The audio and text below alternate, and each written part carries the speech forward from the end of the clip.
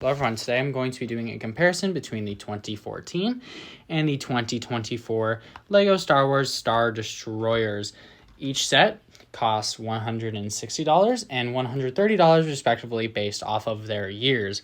This has 1,555 pieces. The one from 2014 has only 1,354 pieces, so that has less pieces than it does today, even though that is larger than this. Let's take a quick look at both of these sets. So first we can start with the 2024 one, and we have a exclusive Cal Kestis, a Darth Vader, a Stormtrooper, a Imperial, I guess, officer, and then a few just gunners and other different types of officers. Next, for the 2014, we have a Darth Vader, two Stormtroopers, and three respective officers. Each set has one of each of these officers, except the 2024 set only has one Stormtrooper compared to the 2014 one, which has two. So in my opinion, this is a better figure selection, except that this has two Stormtroopers and a much more desirable, Admiral from the Star Destroyer than the one from 2024. However, I'm still going to be giving it to the 2024 for the minifigure count. I like the variety, except it should have had another Stormtrooper, but the Cal Kestis is just such a nice minifigure, and it's definitely just a visible upgrade from 2014 to now on what you're getting here. The Stormtrooper, personally, I like better, except for the helmet. The helmet could use some work. I don't like either helmet personally. I think they both need work. But the black hips, I personally really don't like. The white hips are absolutely beautiful in my opinion. Just by looking at them, the 2024 one is the better minifigure selection. Minifigures aside, we can take a quick look at both sets. Now, if you saw my review for the 2024 Star Destroyer, you can know that there is a 6 stud difference between these two sets. Now, that's not huge, but it definitely looks a lot smaller when they're compared next to each other.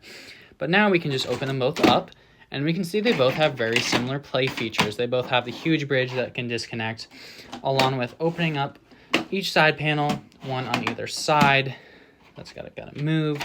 So it's a little bit clumsy of a mess here.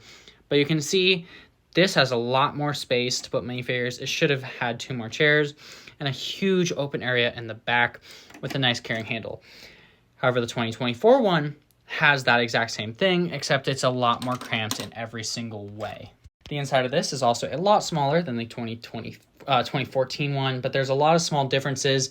The interior of this one is definitely better. However, this is just larger, and there's just more stuff to do in it. There's some clips, there's a moving thing there. There's just more up here where you can place minifigures. It's weird to have these clips here, but I think that is just so you can hold this, because this is huge. This has a lot of pieces to it as well.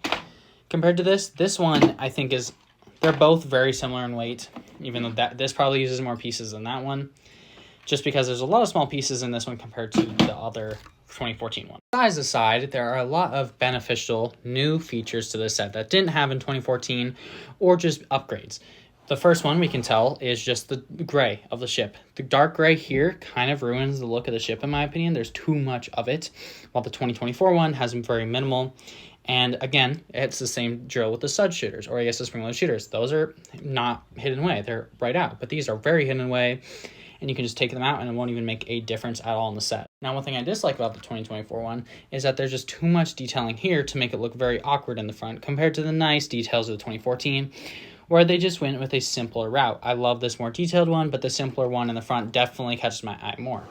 Now we can take a look at the guns, which can both move back and forth on either model.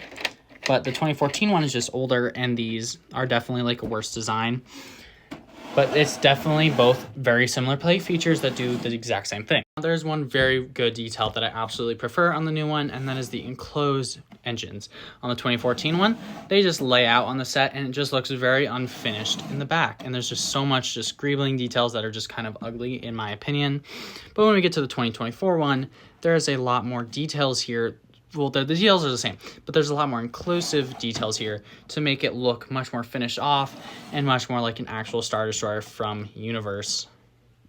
And lastly, the main play feature on the bridge, we have a little spot where you can place spring-loaded shooters. The 2014 is definitely better. They have a better system to hold them. Except for the 2024 one, you can hold probably a lot more. There's just a lot of space in there, but sadly they do sit in very loosely. Now, personal preference is definitely up to you. I personally like the 2024 one more. The size is definitely a little bit small compared to this one, but it's definitely nice. It's not too small to where it's annoying compared to this, where it's good. It's fairly heavy. It works very well. It's a perfect size in my opinion. This is just slightly smaller, but I'm going to go with the 2024 one.